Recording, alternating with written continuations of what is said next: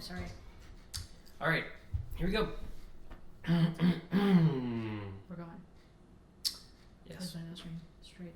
Yes. Okay. All right, everybody. Welcome back to the Schnightmares podcast. I am Frederick John Schneider IV. And I'm Sabrina Schneider, the first. Today, we are going to be interviewing our friend Josh Cannelora. He is an inspiration to both of us. He means a lot to both of us. You can follow him at this Instagram hashtag. I don't know what it is, but I'll put it on the screen. and yeah, let's get started. There's Hi. Josh. Hello. Hey, How you doing? see Seems if okay? I can get this. I forgot this. I just literally walked in the door from a bike ride with Pete. Nice. Cool. Can you guys still hear me? Yeah. Cool. Anyways, I bought the AirPod Pros because they kind of muffle the sound, and so I noticed on Zoom calls, sometimes it picks up clear, sometimes not. It's hit and miss. Well, yeah. How's the audio? On our end, it sounds good. We're loud and clear? Okay. Oh yeah, I don't care about this end, just recording wise. I know it helps if you can hear. Yeah. I think it's good. I'm recording on the cloud as well as like separately on a device, so backups. Cool. Always be prepared. Right on. Yeah, so how you doing today, dude? Good. Yeah, it's fucking weird times, man. Yeah. Weird. Everything is just weird. It's like the Twilight Zone. It is indeed. Yeah, it's super weird to be like in the midst of a time that you know you'll be like telling people about years down the road, you know? You're just like, Oh, for sure. Yeah. For sure. Like, it's always, I was literally talking to somebody about this. It's always easy from our standpoint because we have so much access to information. Anything you ever want to know in the history of anything, yeah. whatever, all there. So it's easy to like read history and like any history book, a Bible, anything, to read stuff, and you're like, well, duh, XYZ is the obvious choice, or well, yeah, no, of course you would do blah blah blah, but it's very detached. Like when you think about signing the Declaration of Independence, that they were literally committing acts of treason. You know, things that if it were to go on now, you know, it'd be all over the social media, and there's a left and a right, and everybody's, you know, it's like it's easy to look back now and be like, well, yeah, they signed the Declaration of Independence, but yeah, it was treason, big deal. Like no, this was like huge deal, and you wonder, like you said, when you're in a situation like this where you know nothing's cut and dry, you know 20 years from now, 10 years from now, 50 years from now, they're going to look back on this as the reason to not do this, or the reason why we always do whatever. Mm-hmm. So it's weird. It's super weird. Yeah. So I wanted to start off by just kind of introducing who you are to me and like how I know you today. Oh wait, also, can you see my shirt? Tell me how awesome this shirt is. Is that like tossing the tables in the temple type of thing? Yeah. Nice. Yeah. There's an artist on Instagram. His at is the naked pastor. Just naked pastor. And he basically was in ministry. He's like a few years older than me. He's like been in ministry for like 20 or 30 years, and then he just walked away. Yeah.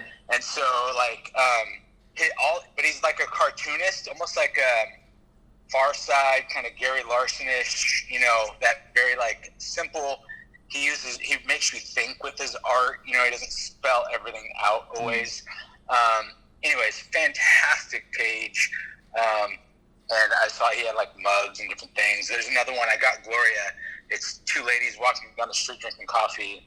The one looks at the other and says, "What's your spiritual gift?" And the other one says, "Swearing." I was like, yes. Yeah. He's pretty rad. Sounds up your alley. He is, cause I mean, he like still believes in like purpose, love, and community, but he makes fun of like all the stuff a lot of Christians and non-Christians think, but never say. He says and then puts it in a cartoon, and is like kind of like, you know, he's like, get mad if you want. Deal with it. Yeah. Lots of he got some of his more controversial work is he does a lot of the Jesus and the sheep parables, but in his sheep, Christians are always either the black sheep, you know, the white sheep, and then the rainbow sheep are like that, you know, gay and lesbian, and so like he'll do a lot of things about like, oh, and my sheep know my voice, and all the normal sheep have headphones in, plugged into a Bible, and they can't hear the shepherd, and then like there's these two rainbow sheep, they're like, hey, we're right here, we can hear your voice. Nice. It's good stuff. That's good stuff. Okay, well, Josh, you to me are halfway in between a father and a brother figure. Like you're kind of like in this. Is that uncle? Yeah, sure. That works. Uncle, or like second cousin once removed, but like old enough to be my uncle. Yeah, you came into my life during a time when I was just really looking for that. You know what I mean? Like I was really looking for someone to be that, and you came into my life during a really, really hard time for me when I just felt I felt alone. I felt really depressed and just wanting like that kind of like a older male figure, and you were there, man. And that, I mean, I can't like, you know, that is what it is. And like I don't know what I would be like if you weren't there. Like I honestly don't know. Like it was a tough time, and you were just that person that I needed. So I want to thank you for that first off. For sure, man. Appreciate you, brother. You were a great friend to both of us, and that culminated in you officiating our wedding, which you're part of the story forever. Like it is set in stone. Like you are forever. Yeah. And I mean that's a pretty special thing considering there was very few people at our wedding. Yeah. Like 5, right? 7, I think. Well, 5? 7 including us. Including us, yeah. So, Yeah, outside of you guys, you don't Yeah. count. You're the ones getting married. Right. I mean, you know, yeah. That's definitely a small little close-knit group. Oh yeah. And it was a great time. I'll probably throw up some like graphics or some visuals from it and maybe show a few minutes. Sure. But Oh yeah, that'd be cute. but yeah, that's who you are. And then moving forward, also who you are for me is just someone who's so non-judgmental. Like as I started to like walk away from Christianity, a lot of father type figures that I had just kind of like cut me loose. And you, if anything, just started to love me more. And that's who you are to me, is like someone who embodies that kind of Christ-like sort of nature of like hanging out with anybody, loving everybody.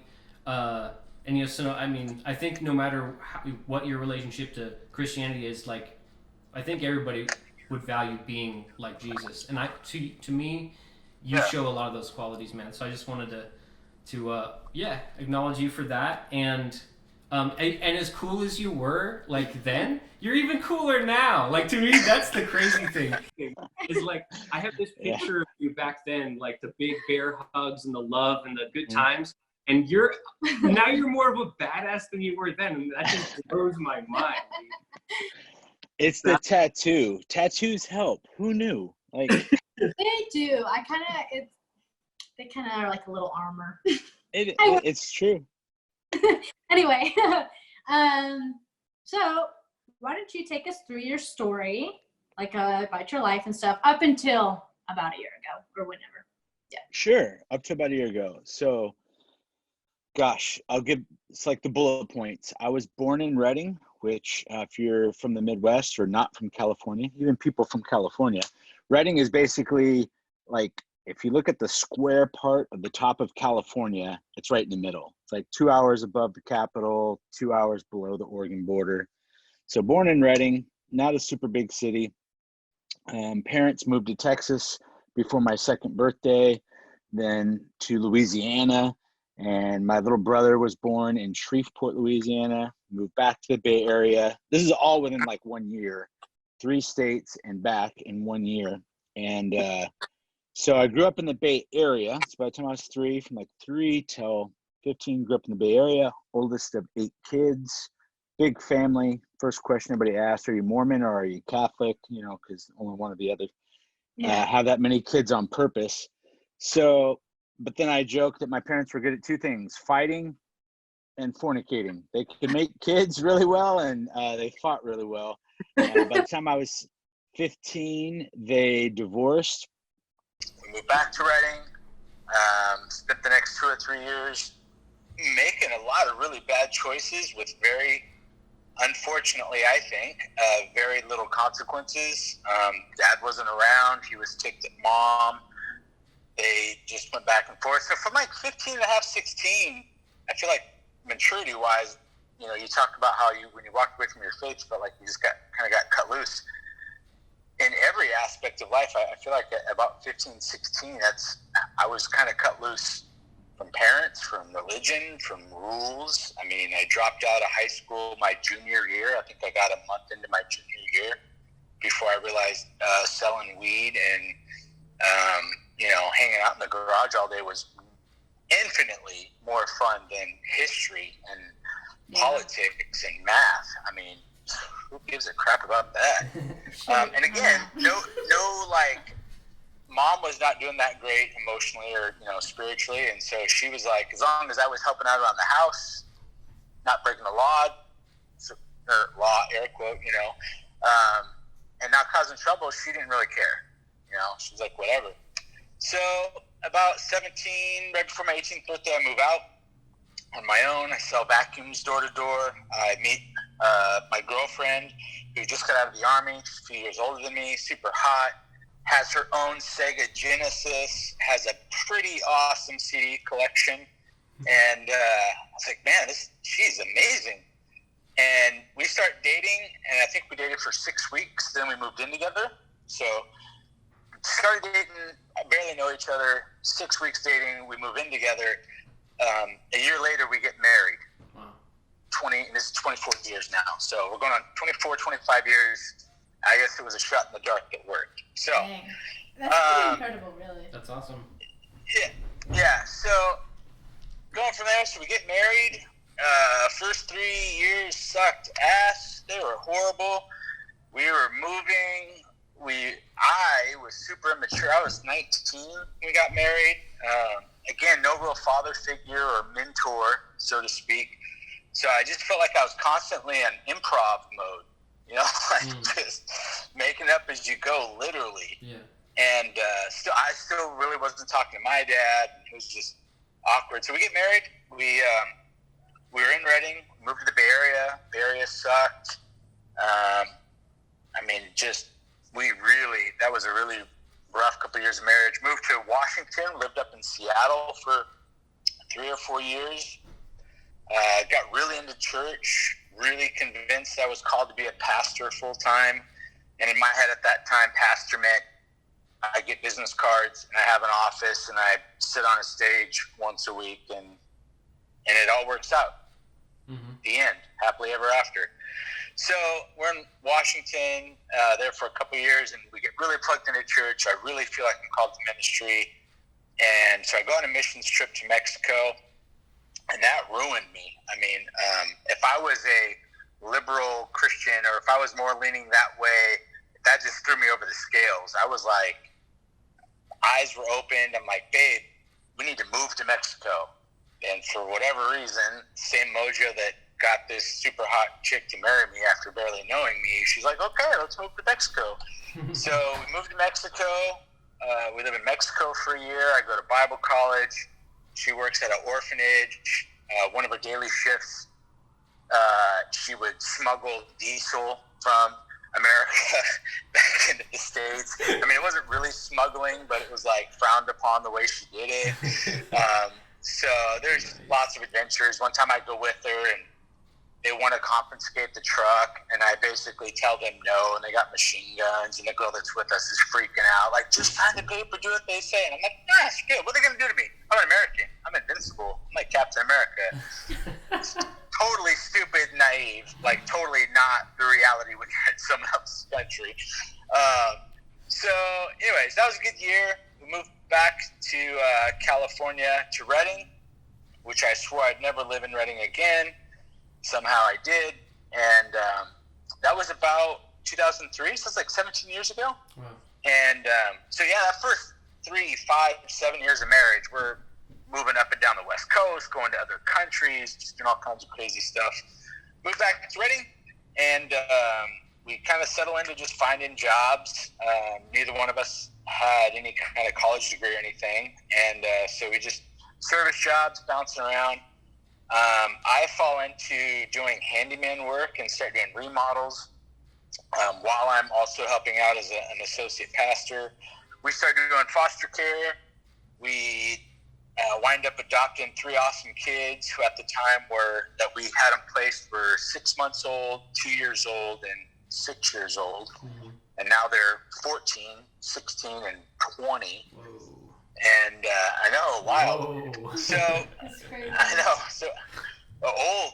So we adopt some kids, and we keep going along. We plant a church. The church fails. We lose 2 houses, rack up a bunch of debt. My mom dies. I lost a bunch of weight. I put a bunch of weight back on. Got really into alcohol and porn. Those are safe vices for pastors because you can do it in a closet or in your room 6 days a week, and nobody has to see you. So, quote me on that. Been there. So, just crazy stuff. I mean, Gloria and I have been through all kinds of crazy stuff. Friend murdered. One of our early foster placements, we became really close after they reunified. Mom's murdered in front of our girl. Just wild stuff. A lot of crises of faith. First with my wife, or then with me, and then vice versa. So she goes back to school, gets a master's degree.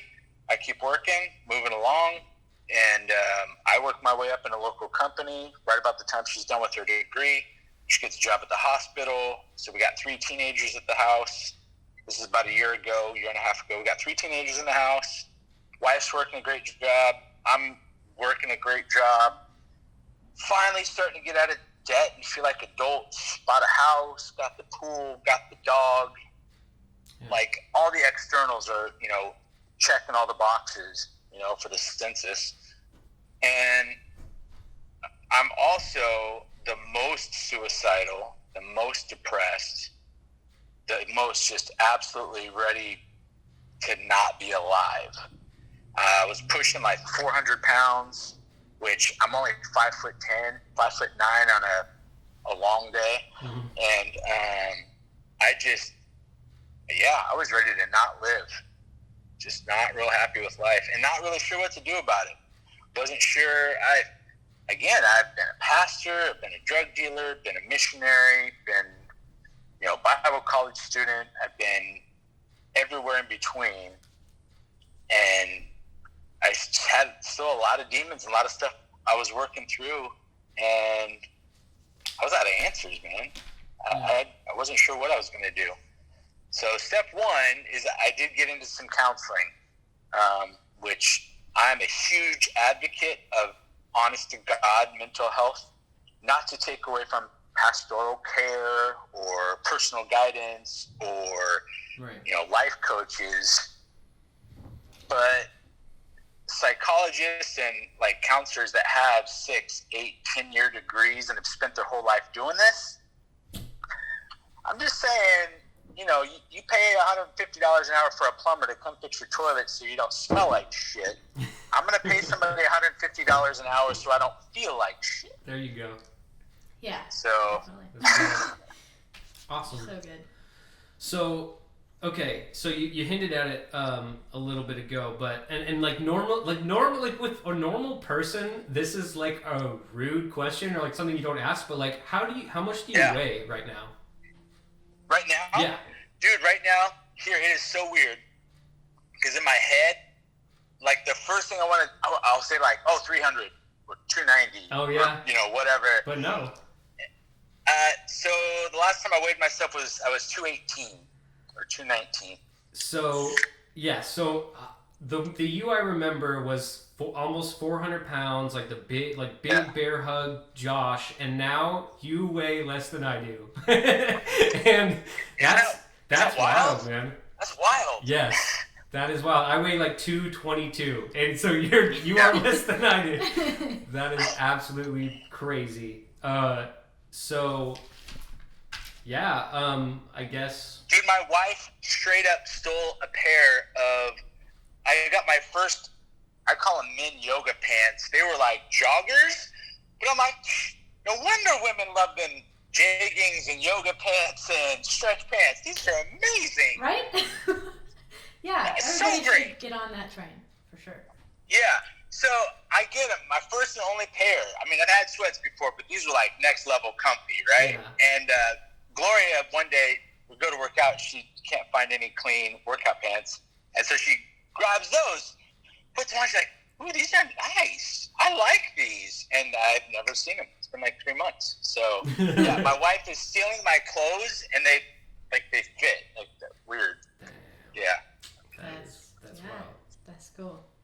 It's nice when you can steal your spouse's clothes, for sure. It is. Dude, I did it the other day. I stole her sweatshirt, like her top sweatshirt back. I was like, this is weird.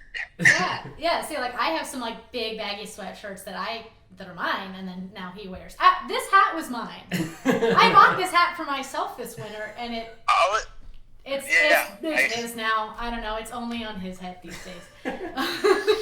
But yeah. So take us through that journey since 75 hard. Yeah, tell us all about that. Oh yeah, that's what it's called. 75 hard. So it's really weird. So again, suicide, and I by no means claim to speak for everybody that's ever been suicidal or depressed, but from most people that I talk to,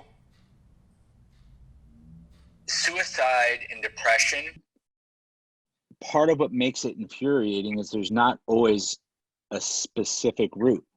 It's not like, oh, I lost my job, now I'm depressed and I want to kill myself.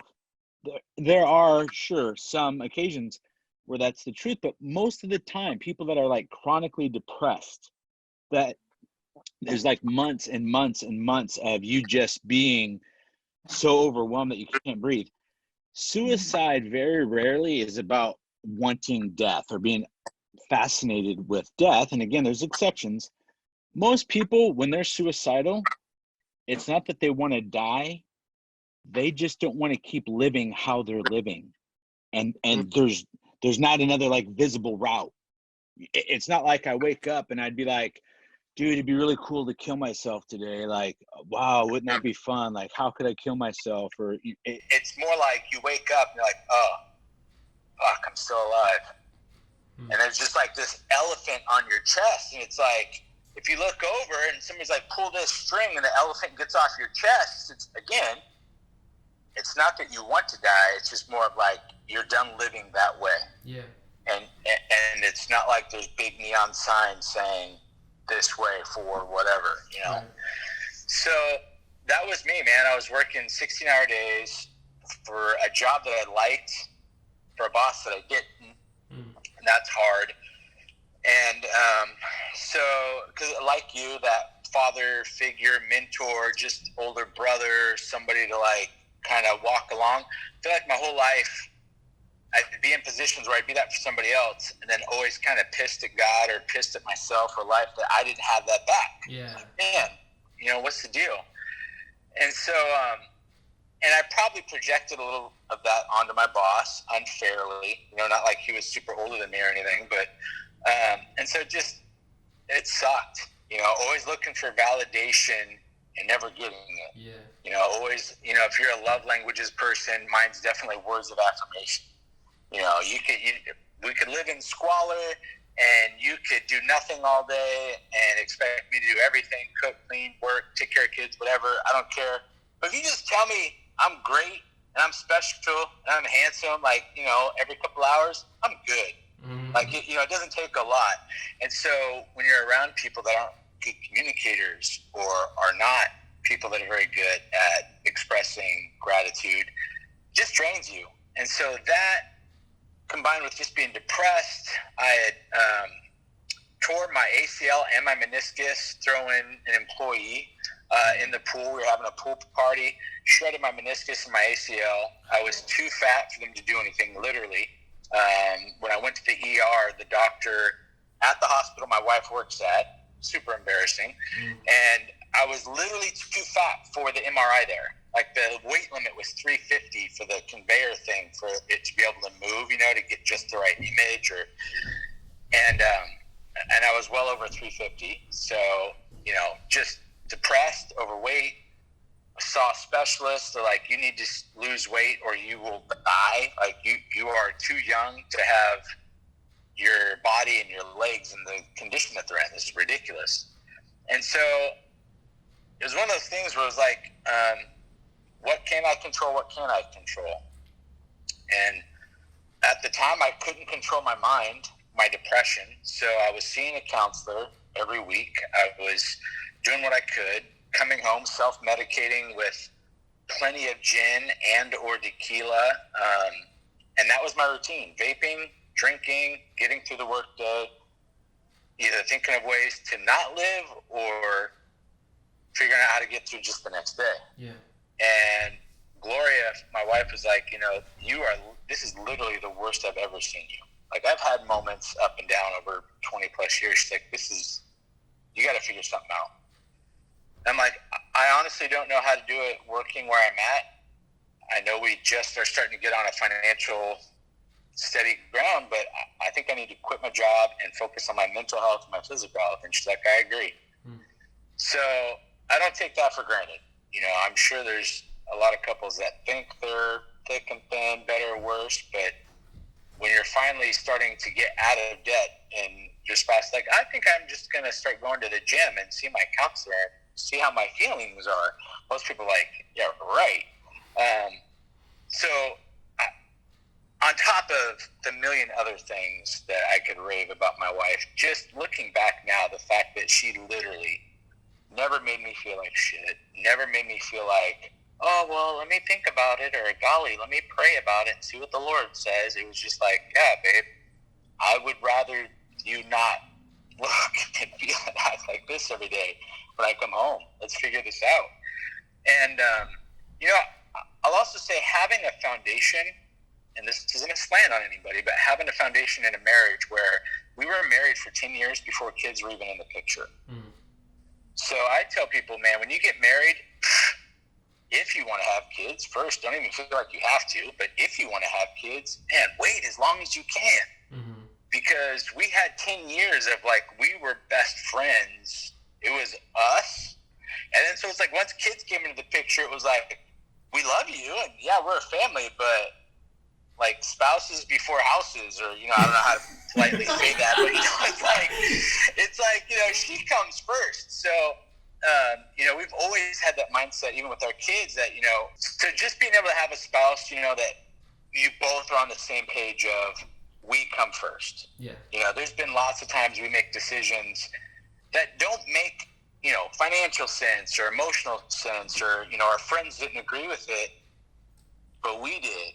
And so, it's like, at the end of the day, I tell people, when, best advice I can give you is always be on the same page. So at the end of the day, as long as you guys were on the decision together and you're in it together, it's okay if it even falls apart. If you're like, well, we both went this way and it just didn't work out, so let's move on. So the plan was, I quit my job and we go into even more debt, and maybe I look into going to school. So we join a gym. I join a gym. I have no idea what I'm doing. I'm, 370 pounds, 365 pounds, whatever. I sit down at a Stairmaster or a treadmill or a bike, everything. It's like almost as square as I am, tall. Like, I just compact like a marshmallow, just kind of swoop. And had no idea what I'm doing, but I just kept showing up. And I kept showing up. And one day a buddy of mine posted on Instagram that he was doing this program, this challenge. It's called 75 Hard. It was 5 tasks. You do all 5 tasks every day. Each task in and of themselves wasn't super hard, but you had to do all 5 every day, 75 days in a row, where you start over to day 1. Mm-hmm. And again, they weren't that bad. Take a progress picture every day. You don't have to post it online. Nobody has to see it, but I'm like, all right, take a selfie. That's not hard. Drink a gallon of water. I'm like, okay, that's like 8 of these guys, or 4, a little 1 liter smart water. I can do that. Water, selfie, okay. Then it was 2 45-minute workouts, like 90 minutes a day. That's doable. One of them has to be outside, no matter what. Snow, 120 degrees, doesn't matter. 45 minutes. Ride your bike, walk the dog, whatever. I'm like, all right, so 2 45-minute workouts, scalable based on, I don't have to go into banging weights and being crazy, just 2 45-minute workouts, gallon of water, selfie.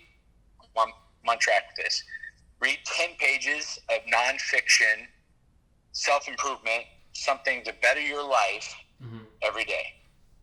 Like 10 pages? All right. 10 pages, water, 2 45-minute exercises, selfie. I got this. And the last one was pick a diet, any diet you want, no cheat days, no cheat meals, no alcohol. I was like, what is this bullshit? I'm like, I can starve myself if I can still have a couple of gin and tonics at night. Give me something here, man. I was like, what is this? This is BS. And ironically, it wasn't even the diet thing didn't seem hard. It was the booze that was like, I was like, man. So, at the time, I legit was probably dropping 150 a week on alcohol. Yeah. Easy. Easy. It was so bad. I got a second fridge from a coworker to put in the garage that was just like the beer fridge and the overflow. Not even because we have kids and we're stocking up on pizzas, which we are now. But it's like it was the beer fridge. I was like, I don't know if I can give up the booze. So, but I was like, what else do I have to do? I need some kind of structure. So I did it, and I jumped in, and I was cruising. Dropped like 50 pounds, got to day 69, and I woke up on day 70. I was so jacked. I was like, Gloria wakes up. She's like, hey, it's day 70. You only got 5 days left. This is so great. Go in the other room, pour some coffee. I look down at my phone, and by then, there's enough of a weight loss, like 50 pounds in like 2 or 3 months. It's pretty good drop. Oh, yeah. And so I was starting to feel comfortable posting before and after pictures. There was enough of a like difference.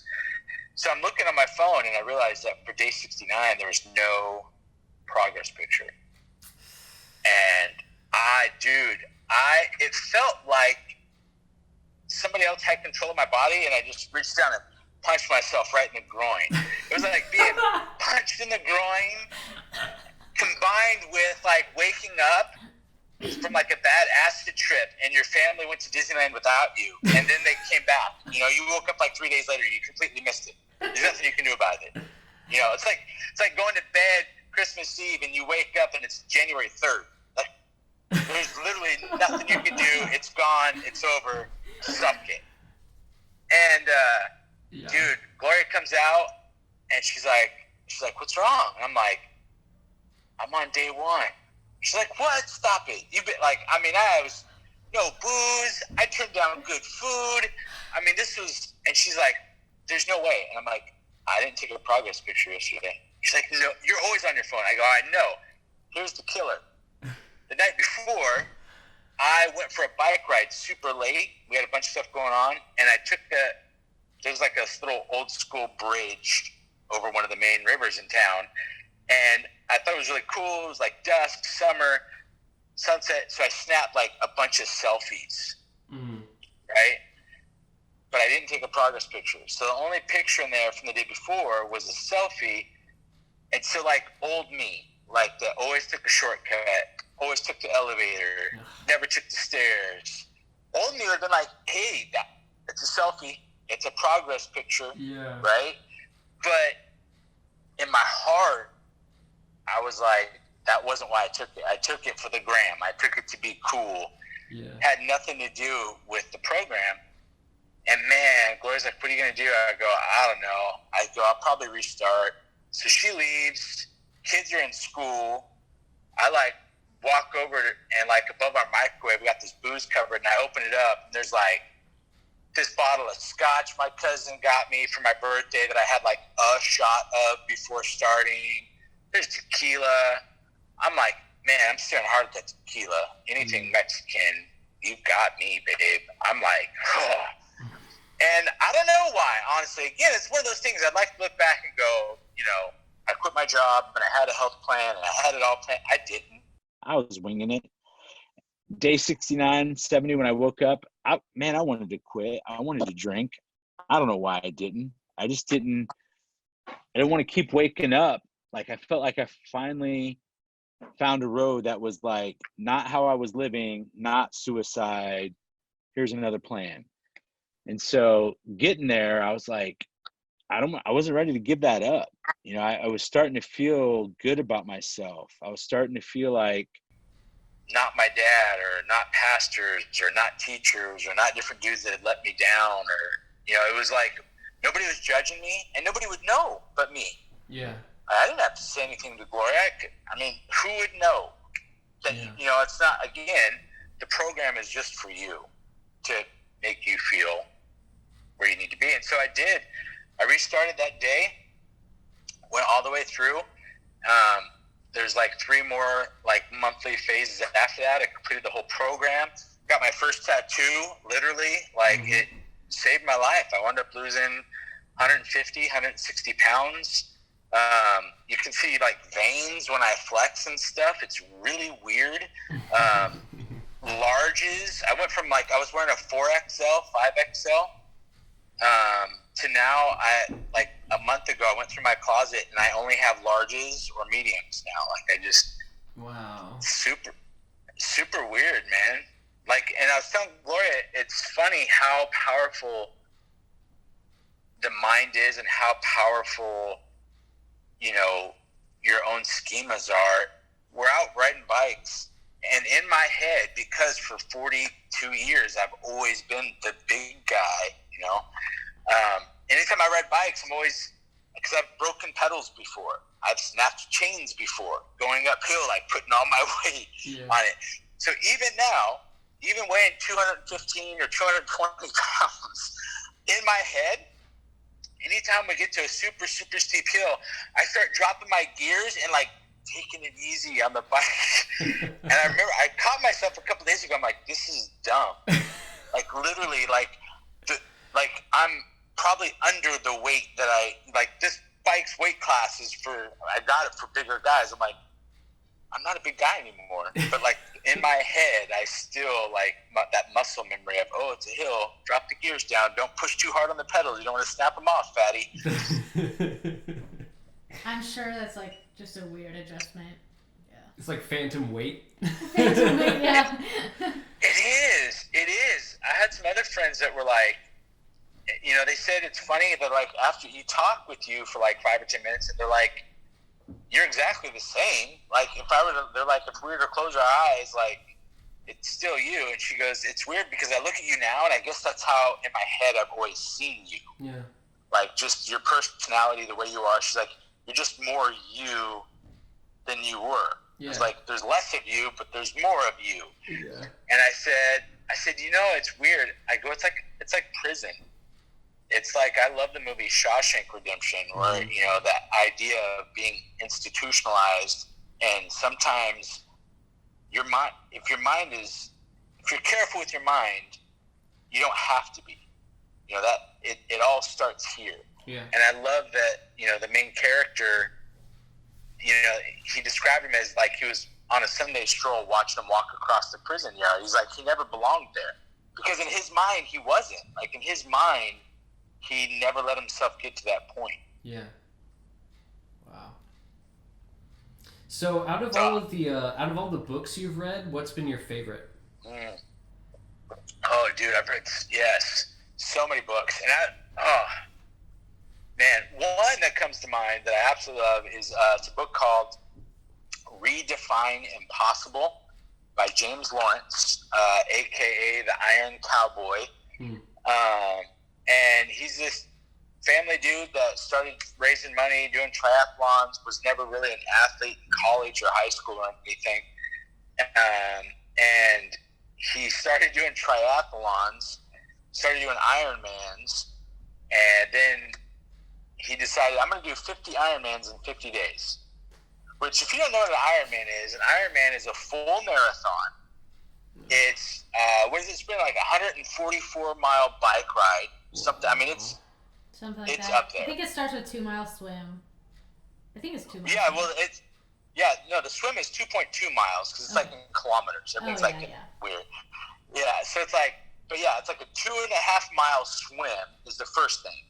Then it's it's over 100 miles. It's like 100 and some mile bike ride. Yeah.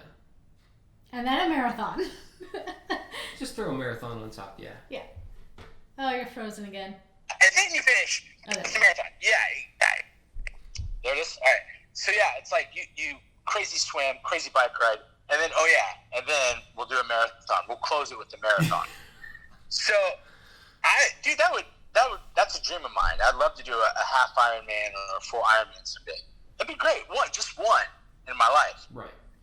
This dude did 50 in 50 days in 50 different states. He started in like Hawaii and worked their way down from the western states over. Yeah. Dude did 50 Ironmans in 50 days. So he wrote a book about it, and it's about mental toughness. So that one was super amazing. Malcolm Gladwell is my new hero. Somehow I've been under a cave, and didn't know who Malcolm Gladwell was, but this dude is amazing. Talking to Strangers, Outliers, Blink. He just talks about prejudices and psychology, but he's like a journalist. So he's an amazing writer, super amazing dude. He was great. Grit. There's a lot of books that I probably never would have read because I don't think of myself as like an entrepreneur, go-getter, make $1 million, close the sale kind of guy. Uh-huh. But man, life is life. And a lot of these principles, that they're writing about, just the mindset, the power of how you think, applies to a lot of stuff. David Goggins, You Can't Hurt Me, super amazing. Another dude that's just mind over matter, just like be positive, put work to the positivity. Nice. Sounds like good stuff. I'm curious, as you, as a person with a history of being a pastor, a person of faith, who also says fuck a lot, how does that work, and have you had a lot of people upset about that? Oh yeah, dude, sure. Of course there's going to be people upset. Who are we kidding? Dude, I've had people block me, unfollow me. I've had people chastise me for being fake, or I mean, run the gamut. Either I'm just trying to be cool when I swear, or I'm not being a very good representation of Jesus when I do swear. To you're a hypocrite, and I'm like, I don't know what I profess to be that you think I'm not being, but I'll tell you I'm crazy. Like I know I'm all over the map. That's just the way I am. And I think here's what happened. Is I don't know about you, but I think part of the reason guys like us gravitate towards other guys like us is I think everybody deep down, to some degree, whether you admit it or not, everybody wants to be seen, known, and loved. Yeah. You think about relationships and why they break down in marriages. Rarely it's affairs or money or all the things that cause the pain. The deeper issue is somebody wasn't being seen. Somebody wasn't being acknowledged. Somebody wasn't being loved despite whatever was going on. And so for guys like you and I, when we have dad issues or mentor issues, it's because we're waiting for somebody not just to see all our crap, because we see all our crap, but to see us in our crap and say, yeah, I still love you. I still got you. Like the crap is not you. Yeah. You in the middle of this crap that you have going on for whatever reason. And processing through 75 Hard and reading these books, it actually Jesus became a little more real to me. But the bullshit of manipulating people, I was like, fuck that. Like, that's not, like, there's been times that, I have struggles with my dad because as a dad, I'm like, wow, I could never do that. And so, not to put myself in the place of God, but I'm like, now I think as a dad, I'm like, wow, would God really think that? Bullshit. Like, there's no, like, I can't reconcile that. If I feel this way as a dad, and I'm not God, I'm not infinite and all powerful, and if I feel this way, surely the God that made everything, that created everything, he's got to have similar feelings. And there's no way he'd put up with half this shit. Yeah. And so, so it's weird because going through 75 Hard, I felt loved by God. I felt like, for the first time, I felt like I was okay being me. That, whether I was fat or thin, whether I put all the weight back on or not. Yeah. It's really weird because now that I'm finally at a place that I'm good with me no matter how much I weigh, because I love myself and feel so comfortable with myself, I'll never let myself get there again. That's another tough dichotomy. You see people, body shaming is real, whether you're too skinny, too fat, too this, too whatever. Not into making people feel bad, but one of the worst compliments I get, and I know people mean well, is when I haven't seen them in a while, and they're like, wow, you look great, but you were great before. I love you no matter how big you are, how big you're not, or they'll try and get into this debate with me about, don't be too hard on yourself. Your self-worth doesn't come from being at the gym, because with this whole lockdown, stupid quarantine thing, I was one of the gym rats whining, oh, they closed my gym. I was really sad, man. And, people are like, oh, your worth doesn't come from the gym. It's going to be okay. It's like, listen, I get all that.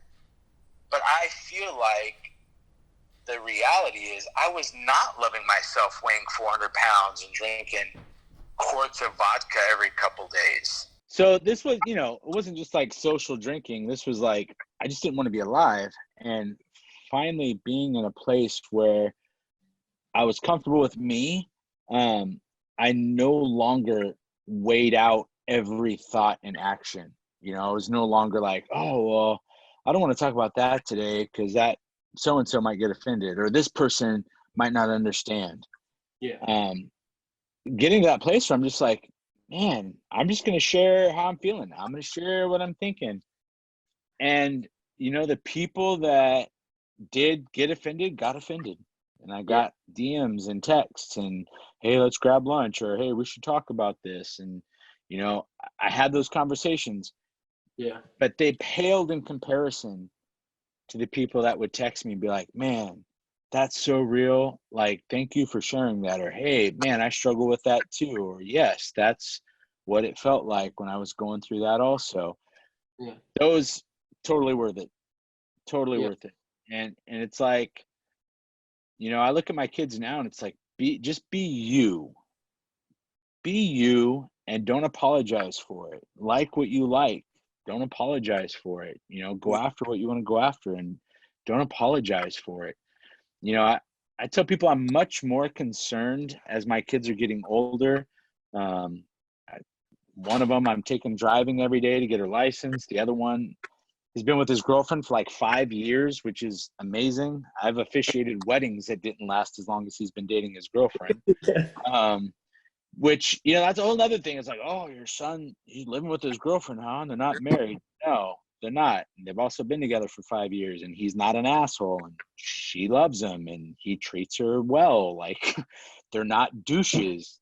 I don't like, it's just stuff that used to really get caught up on. I'm like, oh, it's not that big a deal. It's really not.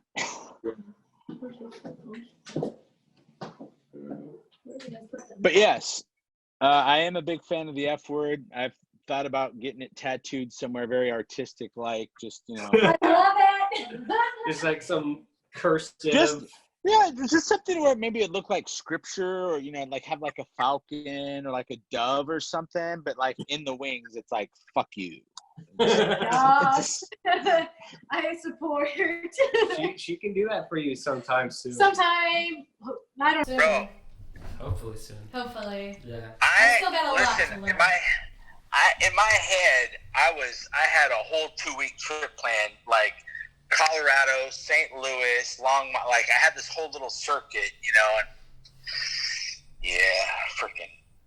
Yeah. I'm not a conspiracy theorist, but I'm getting there, man. Yeah. I'm trying not to be, but I'm getting there. There's a lot of theories out there, yeah. Yeah. I know. I don't know. Everything is just weird, and it's just hard to know what to think or what to believe. It's true. Like like who's got the agenda? Who's to gain out of this? And yeah. And when it's on a global scale, then it gets really complicated, right? Because then it's not like a JFK assassination or 9/11. It's not like just 2 or 3 parties. Now it's like. Yeah, the fact that it's global is pretty crazy. So what's quarantine been like for you? Or what's your day-to-day life in quarantine, and what was it before quarantine? So before quarantine, I was in school full-time. I'm going back to school to pursue a degree in psychology. I figure as many mistakes as I've made and as much shit as I've been through, maybe I can help other people be slightly less fucked up. Or, maybe just, like you said, Frederick, I think I connect with people pretty well. Yeah. There's something about people that have stumbled in the dark that have more sympathy for others still stumbling in the dark. Totally. It's like, women that have had an abortion will only know how to love on and connect with women that have had an abortion. Right. Like there's something that they physically, emotionally, relationally will connect on that only they can connect on. Rape victims, abuse victims, church victims, whatever. So big passion for psychology, and also I want to educate, and I want to be the best version of that I can be. I don't want it to just be like, oh well, yeah, I went through that one time. I want to help them. I want to give them tools that they can use. So before the quarantine thing, school, and I was loving it. Turns out that high school just sucks because it's high school and you're a teenager, and being a teenager sucks. Mm-hmm. So everything that a teenager touches is going to suck for a while. That's just the reality. Yeah. Teenagers, man, it's a rough life. Let them be. Give them some fucking grace. People are hard on you. You were a teenager. It's true. Teenagers are the most discriminated class in America. Sorry, that's the truth. Because it doesn't matter what color, what gender, being a teenager sucks. They charge you more for insurance. You can't do shit. You don't have any rights. You can't get drunk, but you can vote. That makes sense. Okay. It's a weird time. So, give them some grace. Don't give me. I already got started on that. So before I was going to school, liking school, social. I was taking 6 classes, taking 18 units. One kid was is a sophomore in high school. One was an 8th grade, finishing up last year of junior high. And so it was just pretty routine. Everybody went to school in the morning. Mom went to work. Go to the gym after work. Weekends, we'd, hang out with the fam. But the biggest thing is I was always out of the house, and I always had somewhere to go, always had something to do. Classes at the college, meeting people to study, having coffee, going to the gym. And since quarantine, I'm not a fan of being told what to do. I'm very rebellious. Turns out more rebellious than I even thought. So there's that. B, not having options to just go anywhere but Walmart and the grocery store, which I already avoided those 2 places as much as possible before the quarantine, even more so now. Don't get me started on that. So, now it's my daily routine is, and I am a big fan of routine, though, for mental health. if you can get yourself in a routine, just finding something to do, even if it's made up, so helpful. So my routine is I still get up at 6:30, go out to the garage now. I've got some equipment, and I go work out for an hour or two. Then I do a conference call. Then I work on some homework. The kids have a schedule. They have to do 45 minutes a day of jogging or working out or walking the dog. We do chores. We do homework. I try and have dinner on the table when the wifey comes home, and waiting at the door with a gin and tonic for her, but not for me. It's my 75 hard. But yeah, so now it's like there's routine now. It's just more routine and less showers. I literally couldn't tell you the last day I showered. I just cycle through sweatpants and shorts and t-shirts. I have an endless supply of black t-shirts and sweatpants. So there you go. Yeah. That works. Yeah. So Nice. I stay active and positive. I just I'm like, I'm not going anywhere. I don't even have to put on jeans. Do I need to shower? So Gloria doesn't What? make you shower? So Gloria showers because she goes to work every day, and I'm genuinely surprised. Usually, but I can smell myself before she does, which is good, because if she has to say something that's bad. Oh, gotcha. Yeah. So, Yeah, not a fan of quarantine at all. No. Yeah, you don't seem like someone who would like being cooped up. No, it's horrible. Gloria gives me a hard time about it all the time, too. She's like, you would not do well in the woods off grid. I'm like, no, I'm not a conspiracy theorist. I am a sheeple. Put me in a crowd, give me people. You're a sheeple.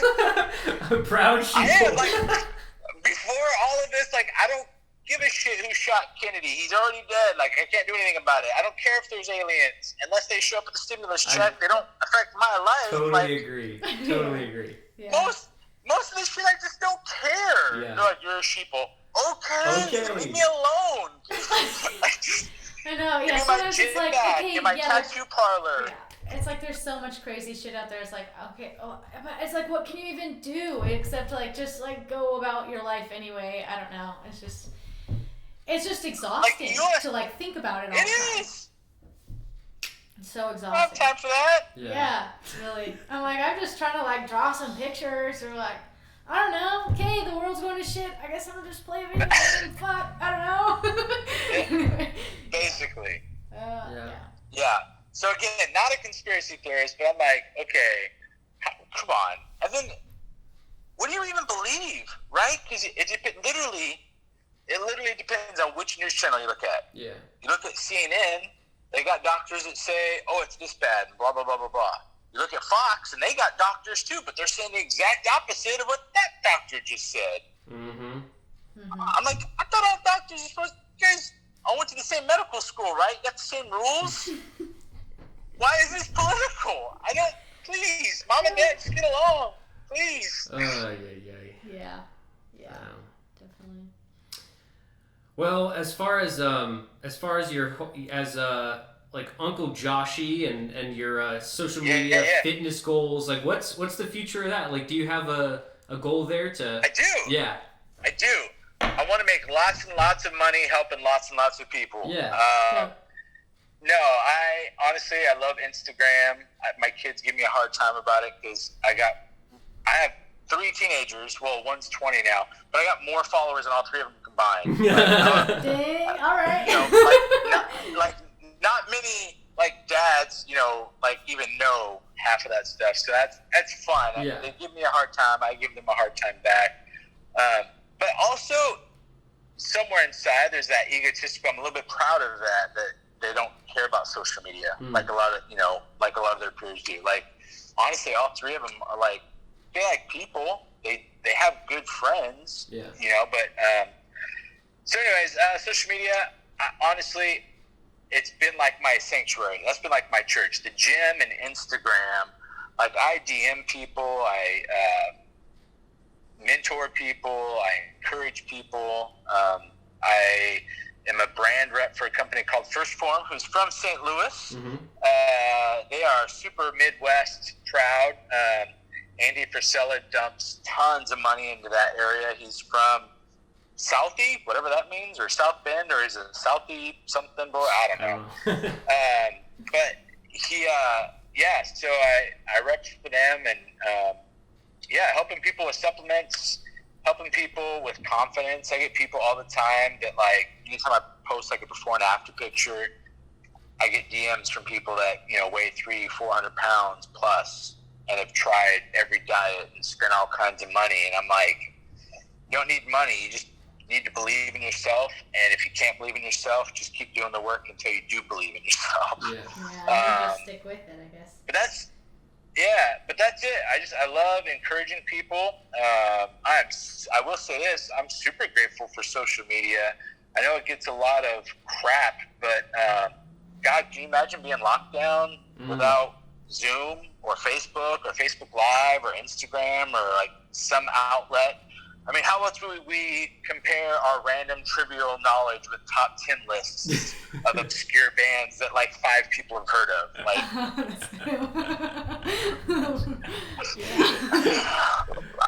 here's the problem with being a smart ass is I read your post like 7 times, and like every time I had a good smart ass like challenge, it wasn't quite good enough, and I wouldn't type it out, and I was like, whatever. It's not funny anymore. I think he's referring to a thing. I posted a status that was like, please, someone nominate me for like a 10 days, 10 album challenge because I want to share my exclusive tastes or something like that. Yeah, you're very exclusive. Yeah, because everybody's like posting these random challenges, and it's like, that's not a challenge. That's just you are running out of things to say. Yes.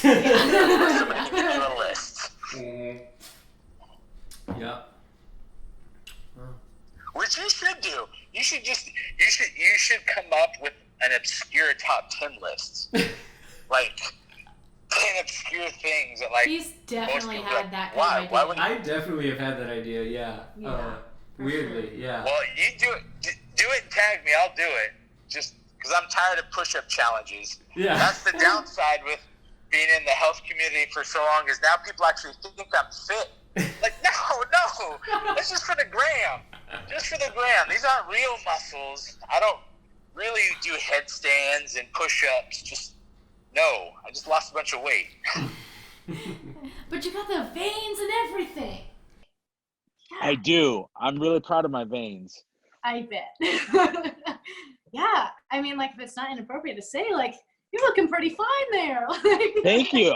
I feel it's so funny because I feel like so great. Like, and I guess that's really what drives me is I just want people to feel great. And honestly, no matter what they look like, but if they know they're not where they want to be, help them get there. Like whatever that looks like. Because, feeling like shit is shitty. Like, there's just... By definition, You're right. You are so right. Like, there's no... You can't sugarcoat that. Like, there's times I'll text people, I'm like, I don't have anything deep to say. That's shitty. I'm sorry. Bro, you should put that on a shirt. Feeling like shit is shitty, Josh Cannelora. Josh Cannelora. Straight up. I mean, shit happens, right? The whole Forrest Gump, whatever, smiley face. Yeah.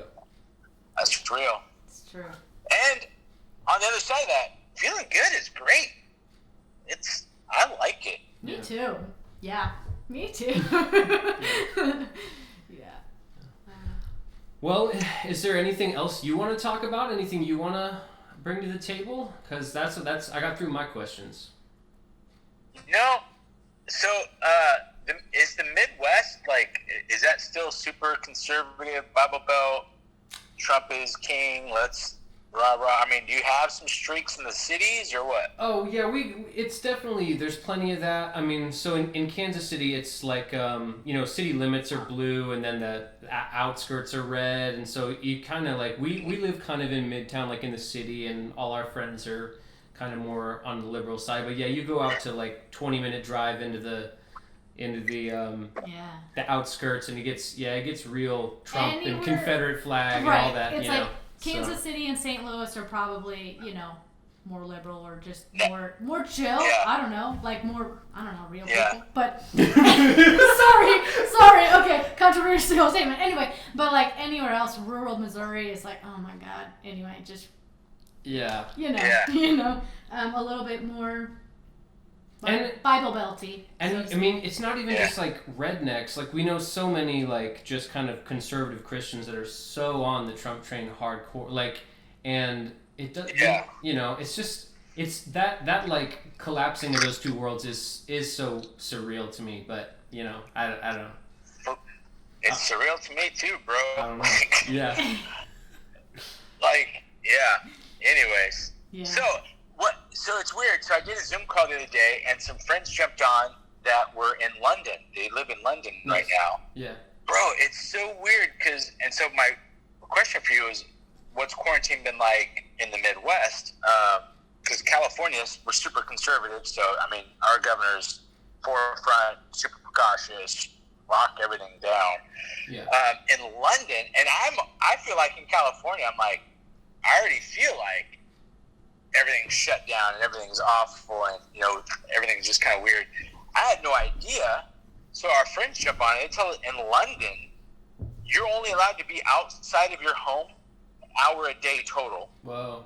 They straight up have helicopters that patrol the areas. All the parks have been shut down. Whoa. Like they've got, intense. I guess, tons of people are dying, and it's not just the old people. So, I mean, the way they're describing it, like, they're living what it feels like everybody is saying it is everywhere. Whereas, like, again, here in Reading, it's not a super big area. No. I think we've had, like, one death, maybe one, and, like, a dozen cases or something. I mean, like, it's just not a huge issue here. I mean, and then you couple that with, even for California, this is the most conservative. I mean, they've been trying to be their own state for like 20 years now. State of Jefferson. Yeah. Get out of here. Shut up. It's like, so we're like super Trump trained conservative. Well, you couple that with the fact that we really haven't had the panic or the scare because we haven't had the cases or the deaths. Yeah. It's easy to be detached. So it's easy to, again, in your head, it's like, if you're not gay and somebody is trying to describe to you what it's like to be persecuted or ostracized or, lose a job or family, there's a disconnect. Yeah. Yeah, I mean, we have, several hundred cases here in the city. It's like a real thing, but it doesn't seem like most people are taking quarantine very seriously, to be honest. Like, whenever I leave to go to the grocery store, it doesn't seem like there's any less cars out. I don't know. There's still quite a bit of people out. I mean, we're certainly not anywhere close to where the epicenter of this thing is, but know. And I mean, I've been hearing about, like law enforcement really cracking down on people out and about in other areas, but I haven't seen or heard too much of that around here. Mm-hmm. Like people are still going to parks and not being arrested, as far as I know. Yeah. Did you get hit by like all the shortages in the grocery stores and stuff, or? Yeah, and here's the thing. Like, I think that's part of where I can be kind of conspiracy theorist because, and this is my own fault. I want to be such an optimist and always like assume the best, and I want to have hope. Yeah. And so when this all went down, man, I refused to buy more than like $100 or $150 worth of groceries at a time. Yeah. I refused to like stock up on anything. Yeah. Like literally, we were almost out of toilet paper, and so I bought a normal amount of toilet paper before everything closed and went Sidego. I refused to stock up when it would come back in. It just, that mentality of like freak out mode, you know what it's like? It's, if you've grown up in the church, it's like when people start flopping in the aisles, and speaking in tongues and making the big scene. It's like, who is this for? Oh, you know what I mean? And so when you see people buying like literally when I see people stocking up and then wearing masks, but then like taking it down to smoke, I'm like, that's what I see is the people that are like flopping in the aisles at churches. Like, who is this helping? Yeah. You don't need 900 rolls of toilet paper. There's 2 of you. Yeah. Like, so that kind of thing. I mean, yeah, it happened. It's still, I went to Safeway today, grocery store here, and for the first time in like 5 or 6 weeks, there was toilet paper and paper towels on the shelf. Yeah. Like, you know, it's always been one or the other. You know, if they're all out of one thing, they'll have a little bit of the other, or they'll have a little bit of the other. But, you know, today's the first time where, like, I couldn't see all the way through because the shelves were empty. Mm-hmm. You know, I went to the produce area like 2 weeks ago. All the little prepackaged salads, you know, that you can buy, the little Caesar salad kits, and, you know, whatever. They were gone. There was no new produce. Like, it was just, you looked down, it was weird. Wow. It was like what the toilet paper aisles looked like, but it was all the produce. Wow. There was some issue where workers in California, a lot of the agriculture, either the packaging or the getting the food to the packager, something was off, and there was like no shipment for like a week and a half of any produce. Yeah. So that was weird. Like, it's America. How you run out of apples? Where's my banana? Where's my pineapple? Where's my goji fruit? First world problems, baby. Yeah. Yeah. Crazy, man. It is. But yeah, it's I'm grateful. Trying not to go conspiracy theorist. Trying not to binge watch Netflix 12 hours a day. Just trying to stay busy. Yeah. I heard a powerful quote. Now, honestly, I wish I could remember who first said it. It's so true. Especially for parents, or if you have roommates. 5 years from now, 5 months from now, 15 years from now, we're not going to remember a lot of the facts and figures, but we'll remember how the home felt. Mm. You know, like my kids, when they get past all this, like they have even less control than we do as parents. Mm. So that's why it's been super important to me to try and act as normal as possible, try and keep a routine, try and be optimistic. Like, they're not going to remember a lot of the politics and the BS and the numbers, but they'll certainly remember how their home felt. Like, we all, if you close your eyes, you think of a certain thing from 12 years old or 14 or 16, and you instantly, I don't know about you, but I instantly can get there emotionally. Yeah. Like, remember how it felt, you know? Yeah. That's what we remember. And I think that's true with anything, right? I think your wedding day, the day you first met your spouse, the day you first made out, the day your first fight, your first makeup, like these milestone moments. I couldn't tell you what my bank account balance was on our 5-year anniversary. I can tell you what we fought about, and I can tell you how we eventually made up. I can tell you how I felt, but most of the facts and figures, I couldn't tell you. So focus on that. There's so much crap we can't control. Focus on just being intentional where you're at. Control what you can control, and if that means push-ups, great. If that means rosé all day, great. If that means sweats and you don't shower for a day or two, great. If that means being anti-establishment and run around outside with no mask and wearing Trump underwear, great. Yeah. You know, whatever. You know, do what you got. I'm such a big fan of mental health. I'm like, do what you have to do to be healthy. Yeah. You know, until it gets to a point where it's destructive, either with yourself or someone else. But yeah, 6 months from now, we're not going to remember, oh, we're Republican or Democrat. Did you agree or disagree? Yeah. How did you treat people? How did you act at the grocery store? Were you the jackass with 19 rolls of toilet paper in your cart, or you know? Yeah. Yeah.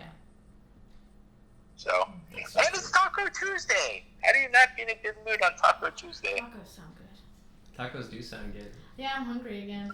It's about that time. Cinco de Mayo, baby. Yeah. Cinco de Mayo and Taco Tuesday. This is like... That's a big deal. Monumental. Deal. It's great. Yeah. I got so much carne asada. I'm going to have so many tacos tonight. It's going down. It's going to be sexual. Hell yeah, dude. Make my kids feel awkward while I'm eating. All right. We love you so much, dude. Yeah, you are great so important to us. So important to us in our story, and so glad to get to spend some time with you. Yeah, absolutely. For sure. Hopefully we'll see you again in person at some point. We will. I mean, we will. Bro, listen, that'll be. I'm gonna be in the Midwest. Good. This year. Okay. Like, that's gonna happen. All right. So figure it out. If we have to go underground to get the tattoo going, that's fine. We'll figure it out, but it's gonna happen. Okay. Well, we're hoping to open up the tattoo shop again on the 16th, if everything Whatever. is according to plan. Anyway.